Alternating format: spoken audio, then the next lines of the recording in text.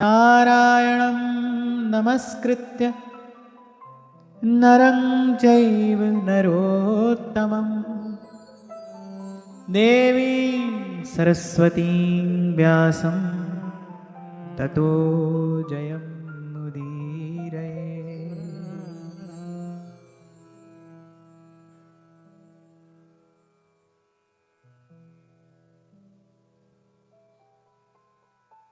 व्यास जी अपनी वाणी में एक बड़ी सुंदर बात एक स्थान पर कहते हैं। कहते हैं, भावत हरि प्यारे के प्यारे,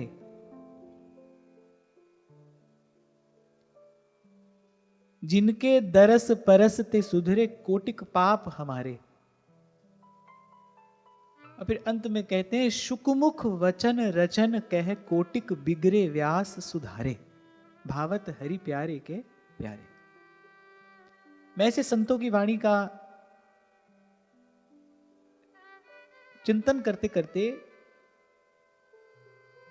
एक विचार में पहुंचा कि यहां व्यास जी ये बात कह रहे हैं कि भाई जब भगवान के भक्त मिले तो क्या हुआ। कह रहे, शुकमुख वचन रचन कह कोटिक। शुकमुख वचन रचन अर्थात श्रीमद् भागवत। कह रहे, शुकमुख वचन रचन कह बोले कोटिक बिगड़े व्यास सुधारे।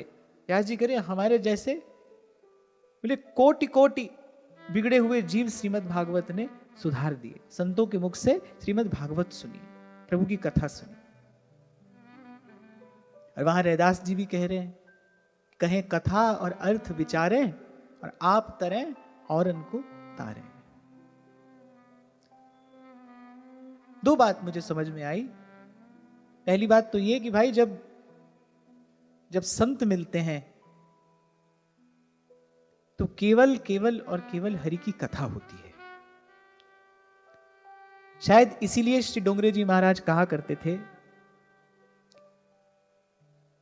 कि संसार में सर्वाधिक आनंद तभी प्रकट होता है जब भगवान के दो भक्त मिलते हैं। उनके मुख से बहती है हरिगुण की मंदाकिनी। वो तो कुछ काल का सत्संग करके और पुनः अपने भाव में मग्न हो जाते हैं, लेकिन उनके मुख से जो भाव धारा प्रवाहित होती है वो अनंत अनंत काल तक जाने कितने जीवों के निस्तार का कारण बनती है। जब दो संत मिलते हैं तो एक बात तो जब दो संत मिलते हैं तो केवल भगवान की कथा होती है, हरि कथा। और गत सत्र में भी मैंने आपको एक संकेत किया था कि कहने सुनने को भाई बहुत कुछ है। अगर केवल समय ही व्यतीत करना हो तो फिर कहने सुनने के लिए बहुत बहुत बातें हैं। पर एक बात समझ में आ गई संतों की कृपा से कि हरि की कथा ही कथा है। जीव की जो वास्तविक व्यथा है, जो उसकी पीड़ा है, जो उसकी वेदना है, जो उसका अभाव है, जो समस्या है, उसका समाधान तो तभी होगा जब आत्मा प्रसन्न हो। और आत्मा प्रसन्न होती है भगवान की कथा सुन के।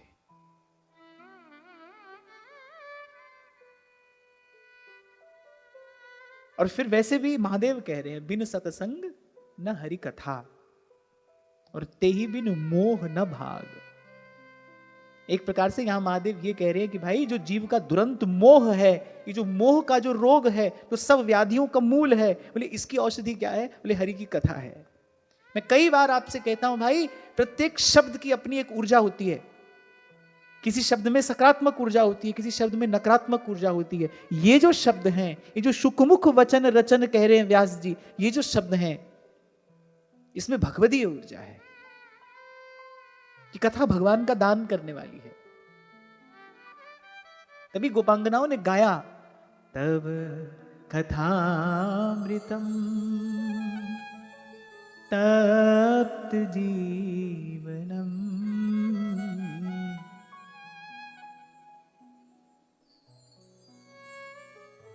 कल्मषाप श्रवण मंगलम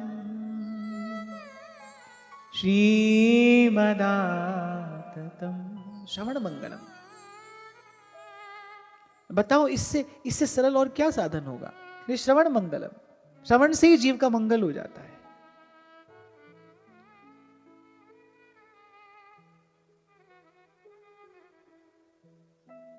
हाँ, पर एक बात सूत जी ने अवश्य कह दी कि नोत्पाद ये यदि रतिम श्रम एव ही केवलम। अगर सुनते सुनते श्रद्धा उत्पन्न नहीं हुई, भगवान की कथा सुनते सुनते अगर कथा मीठी ना लगने लगे, कथा का लोभ ना हो जाए, बोले फिर केवल श्रम किया है, फिर श्रम एव ही केवल। तो सूत जी ने कहा कि भाई धर्म का फल क्या है? मोक्ष। धर्म का फल अर्थ साधन नहीं है। अर्थ साधन करना है, धर्म साधन के लिए अर्थ कमाना है। अर्थ की आवश्यकता है, पर किस लिए? ताकि उससे धर्म साधन किया जा सके। अर्थ का फल इंद्रिय भोग नहीं है, भोग विलास के लिए धन नहीं है।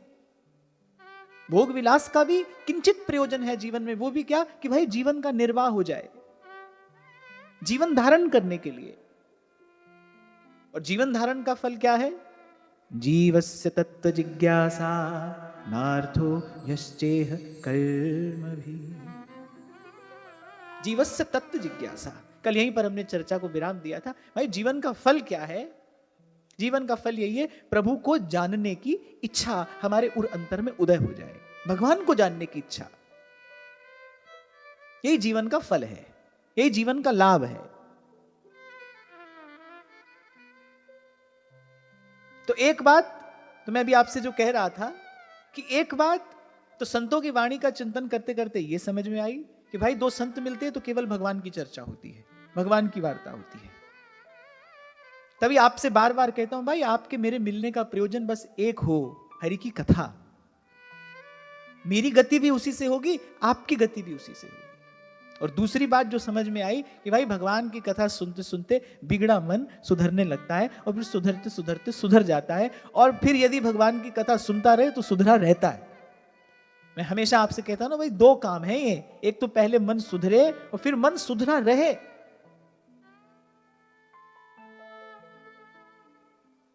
बहुत सावधान करने के लिए श्री महाप्रभु जी ने अपने श्रीमुख से उच्चारण किया है कि ना जानो छिन अंत कवन बुद्धि घटे प्रकाश। पता नहीं कौन से क्षण में कैसी बुद्धि का उदय हो जाए। उस दिन मैं आपको निवेदन कर रहा था ना, एक जन्म में जो कर्म किए जाते हैं उन कर्म फलों का भोग एक ही जन्म में नहीं होता, उसके लिए जीव को अनेक जन्म लेने पड़ते हैं। एक जन्म के प्रारब्ध का भोग, उन कर्मों के फल का क्षय एक जन्म में नहीं होता।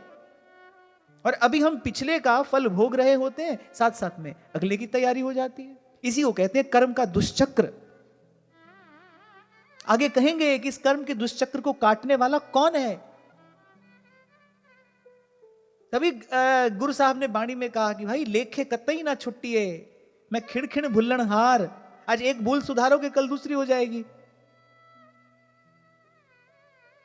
संत अनुभव की बात कर रहे हैं, कह रहे लेखे कतई ना छुट्टिए, खिड़खिड़ भुल्लण हार, बख्शण हारा बख्श दे, नानक पार उतार। बख्शण हारा बख्श दे, बस प्रभु क्षमा कर ले, प्रभु कृपा कर दे, प्रभु अपना ले, बस।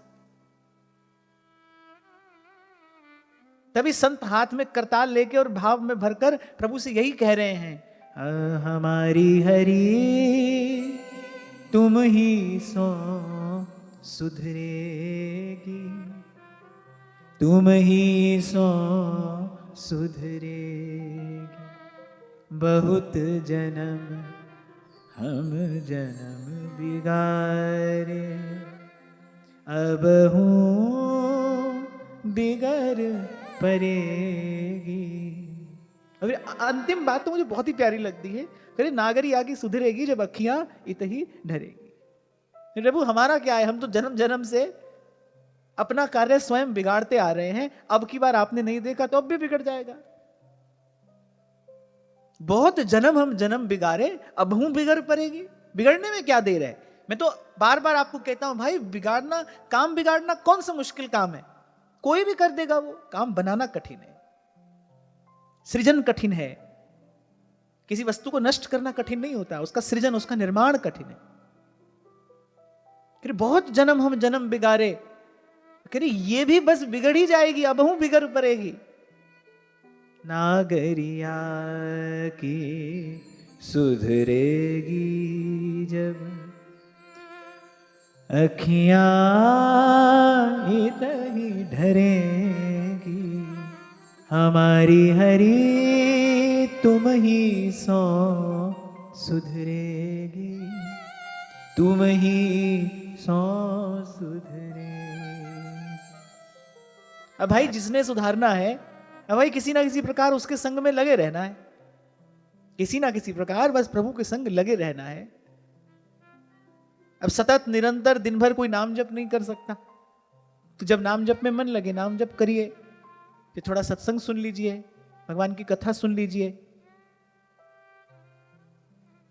स्वर संगीत का प्रसाद प्रभु ने दिया हो तो फिर गाइए, प्रभु की सेवा करिए, किसी ना किसी प्रकार से प्रभु के संग लगे रहना है। तो दो बात समझ में आई, एक तो भाई संत मिले तो सत्संग हो, और उसी को सत्संग कहना चाहिए जिसमें भगवान की कथा हो, जिसमें भगवान की वार्ता हो। आपको स्मरण हो तो जब श्री काकभुसुंडी और श्री गरुड़ जी के उस संवाद की हम चर्चा कर रहे थे ना, महादेव ने बताया इस सत्संग का लक्षण क्या है। कह रहे जिसमें आदि में, मध्य में और विश्राम में केवल हरि की चर्चा हो ना, उसको सत्संग कहना चाहिए। ऐसे कुछ भी कहीं भी बैठ गए और यहां वहां की तमाम बात कर रहे हैं। यही तो आपसे भी कह रहा था भाई, कहने सुनने को तो बहुत कुछ है, दुनिया भर की बातें, उसका प्रयोजन क्या है, उससे होगा क्या? उससे होगा हमारा एक तो समय नष्ट होगा, शक्ति नष्ट होगी, इसी को कहते हैं शक्ति का अपव्यय करना। और दूसरा दंभ बढ़ेगा कि भाई हम तो सत्संग कर रहे हैं, जबकि हो कुछ और रहा है। अपनी कुछ बात कही, इसकी बात कही, उसकी बात कही, यहां ये हो रहा है, वहां ये हो रहा है, तुम्हारा प्रश्न, इसका प्रश्न, उसका प्रश्न ना भाई, ये समय और शक्ति का अपव्यय है। महादेव ने कहा बोले सत्संग क्या है, जिसमें आदि मध्य और विश्राम में केवल भगवान की बात हो, भगवान का नाम हो, भगवान का गुण हो, प्रभु की चर्चा हो, हरि चर्चा हो। क्यों कहा था श्री मीरा जी ने कि साधु संग बिना वहां का प्राण तिसाया मरे? क्योंकि जो मन प्राण है इसको पोषण करने वाली तो हरि की कथा है, और बिन सत्संग न हरि कथा, और ते ही बिन मोह न भाग। सुबह आप जगते हो, ऊर्जा शक्ति से भरपूर, उत्साह से लगते हो अपने काम में, पर सांझ ढलते ढलते थक जाता है ना शरीर, फिर निद्रा की आवश्यकता होती है। ऐसे ही एक बार जीव जगेगा, फिर ये प्रबल माया की पवन चलती है, कहां उसको बहा कर ले जाती है, फिर मोह की निद्रा, फिर जीव को सुलाने का प्रयास करती है। सूरदास जी ने कहा जब आऊं साधु संगत कछुक मन ठहराए। पर सूरदास जी कहने हमारा सत्संग करना कैसा है? सूरदास जी ने कहा जैसे गज स्नान करता है ना, जिस सूंड में जल भरकर अपने ऊपर जल डालता है, बोले उसी से फिर जाकर धूल में भी लौटता है, धूल भी डालता है अपने ऊपर। तो कहने सुनने को बहुत कुछ है, पर समय की सार्थकता, जीवन की सफलता, समय का आदर, मैं तो कहता हूं ये समय का आदर है। आप नाम जप कर रहे हैं, आप प्रभु की सेवा कर रहे हैं, आप सच्चर्चा का श्रवण कर रहे हैं, कथन कर रहे हैं, ये समय का आदर है। इसी को कहते हैं समय का आदर करना।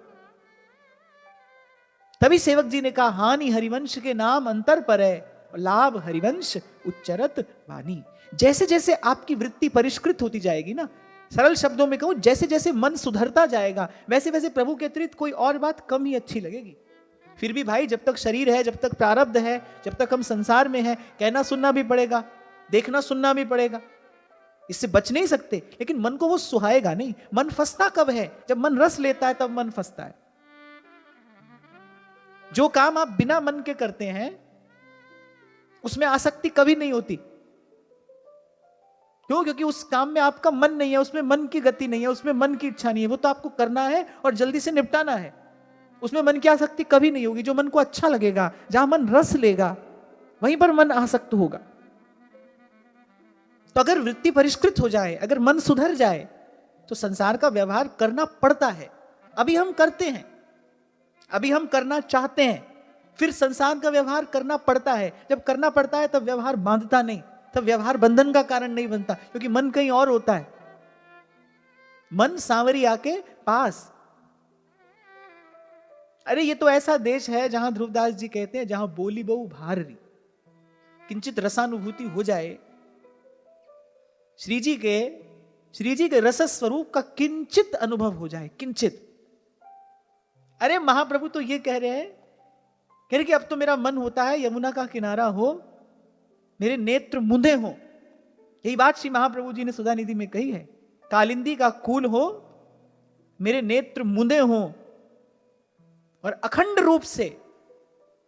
रूप से मेरा चित्त रमा हो किसमें, यानी श्री प्रिया जी के चरणारविंद की नख छटा में। बस मैं अब और कुछ नहीं चाहता। मेरी इच्छा तो यह कि इसके अतिरिक्त मैं बाकी सब कुछ भूल जाऊं। किंचित श्री जी के उस रस स्वरूप की अनुभूति होगी, सब छूट जाता है भाई, मन विवश हो जाता है। जैसे मीरा जी कह रही हैं, कहा करूं कछु बस नहीं मेरो, बस नहीं मेरो, मन विवश हो जाता है। और कभी कहा था मैंने आपसे, प्रेम आवश्यकता नहीं है, प्रेम तो विवशता है, प्रेम तो विवश कर देता है। बड़ी बड़ी सुंदर बात ध्रुवदास जी ने कही है, कह रहे मन की गति हुई पंगु, मन जाता ही नहीं, मन चल ही नहीं सकता उस ओर। एक बार किंचित श्री जी के उस रस स्वरूप की अनुभूति हो जाए।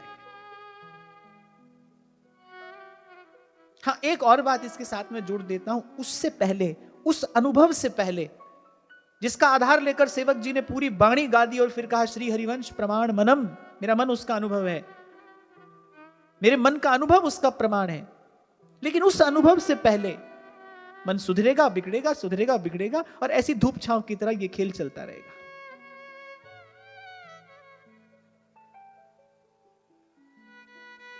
तो यहां सूत जी ने कहा कि भाई जीवन का फल क्या है, प्रभु से मिलने की इच्छा। लगे रहिए किसी ना किसी प्रकार प्रभु में। संतों का यही जीवन हमने संतों के मुख से सुना। गिरिराज जी वाले पंडित गया प्रसाद जी महाराज कभी गीता सुन रहे हैं, कभी भागवत सुन रहे हैं, कभी लीला दर्शन कर रहे हैं, कभी नाम जप में लगे हैं, कभी रसिकों की वाणी का श्रवण करते हैं, एक भी क्षण व्यर्थ नहीं जाने दे रहे हैं। मुझसे एक बार ऐसी किसी ने बातचीत में कहा कि आपको किस बात की चिंता है, आपका तो कल्याण हो ही गया। मैंने कहा भाई हमारा लक्ष्य हमारा कल्याण कराना मात्र नहीं है, हमारा जीवन कैसे सुंदर बने। मेरा लक्ष्य ये नहीं है कि जीवन के बाद हम कहां जाएंगे। मैं बिल्कुल नहीं चाहता ऐसी आपको कह रहा हूं कि मान लो आज ठाकुर जी हमसे आकर कह देंगे अब तुमको कुछ करने की आवश्यकता नहीं है, मरने के बाद ले जाएंगे हम तुमको अपने धाम में। ना ना, हमको ये आशीर्वाद नहीं चाहिए। यहां हमारा जीवन सुंदर बने, हमारी एक एक श्वास प्रभु आपके भजन में लगे, आपके स्मरण में लगे, ये जीवन आपकी सेवा में लगे। ये हमारा लक्ष्य है, ये हमारी इच्छा है। ऐसे मुझसे कभी कहा किसी ने कि आपने बड़ी जल्दी ये निर्णय ले लिया, अभी तो आपको सेवा करना चाहिए था।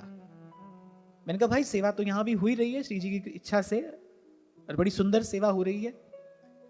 मैंने कहा भाई यहां गए वहां गए, ठीक है सब कुछ बहुत अच्छा हो रहा था, पर मेरा मन बार बार मुझसे एक बात कहता था कि चलना तो अपने गुरु के बताए मार्ग पर चाहिए ना। शिष्य का कर्तव्य क्या है, जो मार्ग उसे उसके गुरु ने दिया है उस पर चले। मार्ग तो सभी अच्छे हैं, सभी वंदनीय हैं, स्तुत्य हैं, पर अपने गुरु के चरण चिन्हों का अनुसरण करना चाहिए। मैंने कहा मेरे भी मन की यही सदा एक इच्छा रहती थी भीतर ही भीतर कि कब ऐसा दिन आए कि जो जीवन हमारे महाप्रभु जी ने जिया, जिस मार्ग पर हमारे महाप्रभु जी ने हमें चलकर दिखाया, उस मार्ग पर हम भी तो चलने का प्रयास करें। तो मैंने कहा कब करेंगे वो कार्य, जब शरीर में शक्ति नहीं रहेगी, जब ऐसी अवस्था आ जाएगी जब हम बाहर जाने लायक नहीं रहेंगे, जब शरीर अशक्त हो जाएगा, जर्जर हो जाएगा, क्या तब मैं वो कार्य करूंगा। मैंने कहा ना, सबसे पहले मुझे वही कार्य करना है।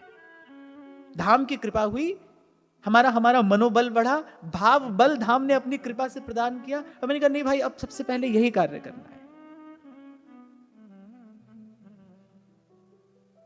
और फिर जगदम्बा भवानी की वो बात कान में गूंजती है, तजौ न नारद करि उपदेसु,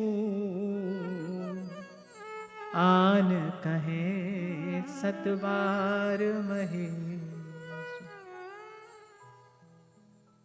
अगर प्रभु को मुझसे कोई और कार्य कराना होता ना, तो फिर मुझे महाप्रभु जी नहीं मिलते। महाप्रभु जी मुझे मिले हैं कोई कारण होगा ना। इसमें श्री जी की कुछ इच्छा विशेष होगी ना, क्योंकि नागरीदास जी कह रहे बिना कृपा श्री राधा रानी क्यों शरण हित जू की पावे। कैसे कोई आ जाएगा यहाँ? बोले श्री जी की कृपा के बिना श्री महाप्रभु जी के चरण शरण में कौन पहुंच सकता है? नागरीदास जी की वाणी में लिखा है, बोले बिना कृपा श्री राधा रानी क्यों शरण हितजू की आवे। हितजू की कृपा से प्रियाजू की कृपा, और प्रियाजू की कृपा से आचार्य चरण की शरण मिलती है। हमको श्री जी की कृपा ने यहां लाकर बैठाया है। और हमारे महाप्रभु जी का जीवन क्या है? निस दिन गान, रूप माधुरी को पान, और अंतर सिहान, एक काम श्यामा श्याम सो। कल यही हमने चर्चा को विराम दिया था कि भाई जीवन का फल है तत्व जिज्ञासा। तत्व क्या है? कोई उसे ब्रह्म कहता है, कोई परमात्मा कहता है, कोई भगवान कहता है। हमें हमारे आचार्य ने क्या सिखाया है? वो रस है। रस ही की मूर्ति द्वय, श्याम श्यामा सदा हमको प्यारे। श्याम श्यामा सदा हमको प्यारे रहे। श्याम श्यामा सदा हमको प्यारे रहे। हम उन्हीं के रहे, ये हमारे रहे। हम इन्हीं के रहे, ये हमारे रहे। हम इन्हीं के रहे, ये हमारे रहे। हम इन्हीं के रहे, ये हमारे रहे।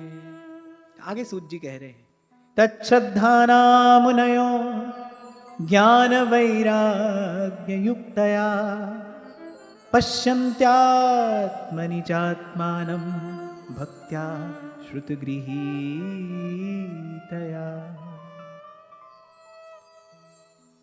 तो सबसे पहली बात तो कथा से बिगड़ा मन सुधरता है। जन्म जन्म से जो बिगड़ा मन है, बोले भगवान की कथा सुधार देती है इसको। और भगवत प्राप्त, अनुभूति प्राप्त महापुरुषों के वचन है, इसमें किसी को संशय नहीं करना चाहिए। व्यास जी कह रहे हैं, शुक मुख वचन रचन कह कोटिक। शुक मुख वचन रचन कह कोटिक, बिगड़े व्यास सुधारे भावत।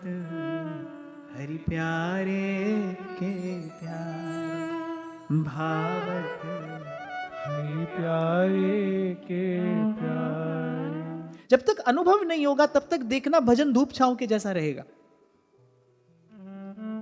ये जो कई बार हम बात करते हैं कि सब महापुरुषों ने एक शब्द भजन के साथ कहा है, वो क्या है? सतत भजन, निरंतर भजन। भजन तो भाई थोड़ा घना आप मैं भाई सभी कर रहे हैं, पर किस भजन भाव को विशेष कहना चाहिए? जब तोरी न टूटे, छोरी न छूटे, ऐसी माधो किंचितनी, म्यूलालन सो प्रीत बनी। शायद कहीं अपनी ओर देख के असंतोष हुआ कि भाई कभी भजन हो रहा है, कभी नहीं, कभी कम कभी अधिक। बोले ऐसे नहीं, तोरी ना टूटे और छोरी ना छूटे, ऐसी माधो किंचितनी, म्यूलालन सो प्रीत बनी। ऐसा भजन रोज गा रहे हैं हम। अब प्रभु कृपा करहु यही भांति, सब तज भजन करूं दिन रात। भजन करूं दिन राति। कह रहे रसिकन संग फिरे दिन राति। महाप्रभु कह रहे साधु संगति करूं अनु दिन राति। ये जो दिन राति कहा है ना, माने ऐसा भजन तो तार टूट नहीं जाए। जो कल मैं आपसे कह रहा था, सावधान सुमिरन करे तार टूट नहीं जाए। तार टूटा तो फिर संगीत कैसे बजेगा?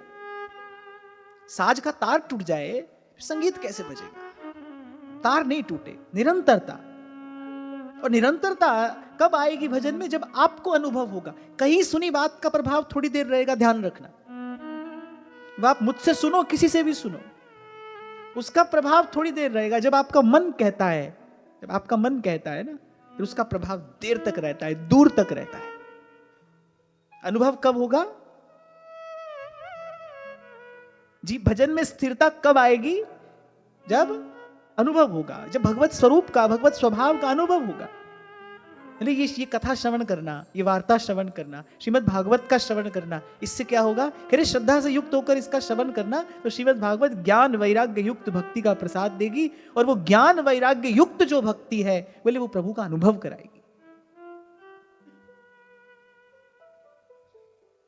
ये घर बड़ी दूर है। जब हम भक्ति कहते हैं ना, भक्ति, फिर कैसी भक्ति? ज्ञान और वैराग्य से युक्त भक्ति। भक्ति का साधारणीकरण तो आज देखा ही जा रहा है ना। लिया आपने ठाकुर जी के स्वरूप को डलिया में डाला और शुद्ध अशुद्ध किसी बात का कोई विचार नहीं, कुछ ध्यान नहीं, और सबको लग रहा है कि भाई भक्ति हो रही है। यही भगवान की भक्ति है, यही भगवान की भक्ति है। मैं आपसे उस दिन यही तो कह रहा था ना भाई कि आज स्कूल कॉलेज के किसी बच्चे को कहो कि आओ बेटा तुमको भागवत सुनाते हैं, वो दूर भाग जाएगा। उसका कारण भागवत नहीं है, उसका कारण जैसे भागवत सुनाई जा रही है, ये उसका कारण है। भागवत तो भागवत है ही भाई। सर्व वेदेतिहासा नाम सारम सारम समुद्रितम, ये श्रीमद् भागवत है। यहां सूत जी कह रहे हैं भाई ज्ञान वैराग्य युक्त भक्ति प्रदान करने में समर्थ श्रीमद् भागवत है। भगवान का अनुभव करा दे ऐसी भक्ति, ऐसी भावना, ये श्रीमद् भागवत का फल है, ये श्रीमद् भागवत का प्रसाद है। मैं आज ही महाराज जी से सुबह चर्चा कर रहा था, तो मैं यही कह रहा था कि मैं एक एक श्लोक का विचार कर रहा हूं, तो मुझे लगता है सच में ऐसा ही है जैसे मान लो एक एक श्लोक में भगवान वेद व्यास ने एक एक ग्रंथ धर दिया है। कितना गहन, कितना गंभीर, जैसे समुद्र की जल राशि की कोई था नहीं पाता, ऐसे श्रीमद् भागवत है।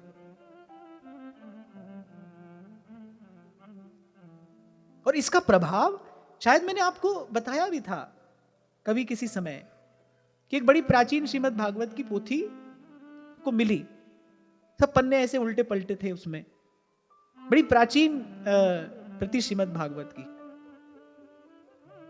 तो एक दिन सुबह से शाम तक मैंने और शंभू जी ने लगकर एक एक पन्ने पर धूल भी जमी थी, ऐसे एक एक पन्ने को साफ सहेज करके हमने उसको ऐसे क्रम से लगाने का प्रयास किया। हम सुबह लगे और शाम हो गई, हम कोई कार्य करते करते। फिर भाई मैंने भागवत का वो अद्भुत प्रभाव अपने जीवन में उस दिन देखा कि उस दिन के अगले दिन से आज तक, आज के दिन तक, उस दिन के अगले दिन से आज तक श्रीमद् भागवत का सतत चिंतन जीवन में आरंभ हो गया। ये तो अभी मैंने केवल पोथी की सेवा की थी, श्रीमद् भागवत की पोथी की सेवा, ये उसका फल मुझे मिला।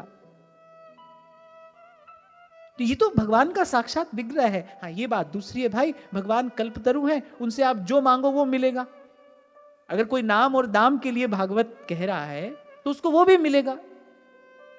पर ध्यान रखना कि अगर कोई राम और श्याम के लिए भागवत कहे तो फिर उसको वो भी मिलता है। श्रीमद् भागवत समर्थ है देने में। तो कहिए श्रद्धालु मुनिजन जो हैं, मनस्वी पुरुष जो हैं, जिन्होंने अपने चिंतन को मोड़ दिया है सही धारा में, जो सत वस्तु के चिंतन में लगे हैं, मनन में लगे हैं, कह रहे वो जो श्रद्धालु मुनिजन हैं, बोले वो ज्ञान वैराग्य युक्त उस भक्ति से अपने हृदय में प्रभु का अनुभव करते हैं। और ये बड़ी महत्वपूर्ण बात है, इसलिए मैंने इसको किंचित विस्तार से कहने का प्रयास किया।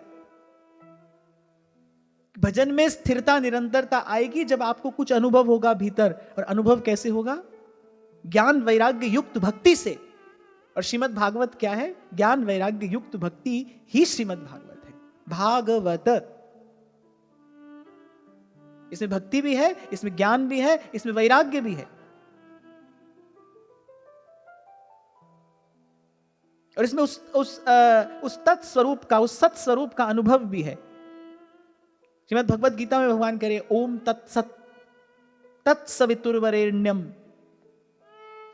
वो है, वो वस्तु जो है, वो जो अनिर्वचनीय है, वो ज्ञाता और ज्ञेय के भेद से भिन्न, वो जो शुद्ध बुद्ध, नित्य मुक्त, माया काल से परे, वो जो तत्व है जिसकी हम बात कर रहे हैं, कि जिसको कोई ब्रह्म, कोई भगवान, कोई परमात्मा और हम रस कहते हैं,